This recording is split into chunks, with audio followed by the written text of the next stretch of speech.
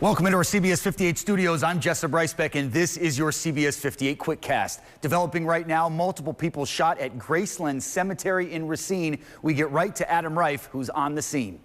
Multiple people shot, the Racine police not saying how many or their conditions this afternoon. That funeral was interrupted at about 2:26 when a burst of gunfire rang out in Graceland Cemetery. You can see under that red awning a gaggle of investigators still going through the scene, and right behind them a white casket. I spoke with a neighbor across the street who said the gunfire sounded like a 21-gun salute. Another young woman who is working as a nanny at a house nearby said she thought it was fireworks. Everyone is okay outside of the cemetery. We're still working to learn more about the people that were injured inside. Jessa? Adam, thank you. More now on that shocking hot air balloon crash in Burlington. 3 people injured late Wednesday night when the balloon collided with a train. Emerson Lehman has more.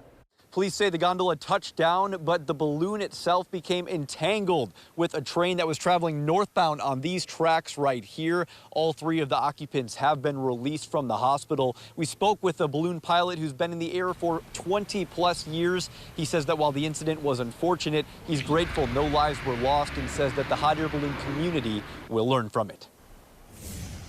For months now, we've been covering the Kia Boys, a group of teens stealing and crashing cars in the Milwaukee area. Now a YouTuber, Tommy G, has released a 16-minute documentary where he talks to several teens claiming to be Kia Boys about why they do what they do.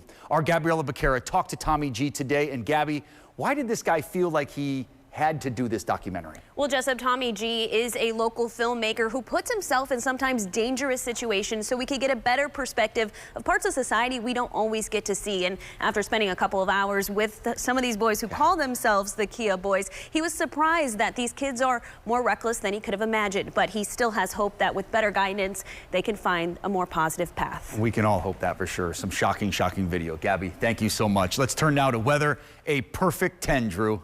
And more of that to come. I think we're going to have a repeat for your Friday as we get you ready into the weekend. Low temperatures tomorrow morning, upper 50s, near 60. Grab the light jacket there, but notice how temperatures throughout the afternoon will climb back into the lower 70s. Enjoy the dry weather for your Friday, because we've got rain that is set to arrive for your weekend. So if you got to mow the lawn, I would do it Friday. Scattered showers around Saturday and possibly on Sunday as well. Drew, thank you. Milwaukee Pride Fest kicking off Thursday. Victor Jacobo is at the Summerfest grounds. Hey, Jessup, Milwaukee Pride Fest is back. Day 1 kicked off this afternoon. The event was canceled the past 2 years because of the pandemic. In 2019, this event saw record attendance with just under 46,000 people.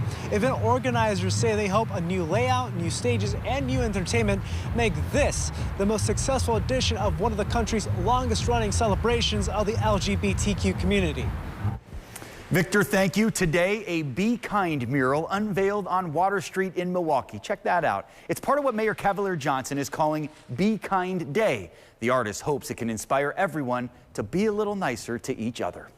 And tonight on the CBS 58 News at 9 and 10, more reaction to the country's gun violence problem, including a national address from the president. And we'll check in with Nicole Coughlin in Heartland, the latest stop on our 58 Hometowns tour. We will see you tonight, but for now, that is your CBS 58 Quickcast. I'm Jessa Brycebeck, and hey, be kind.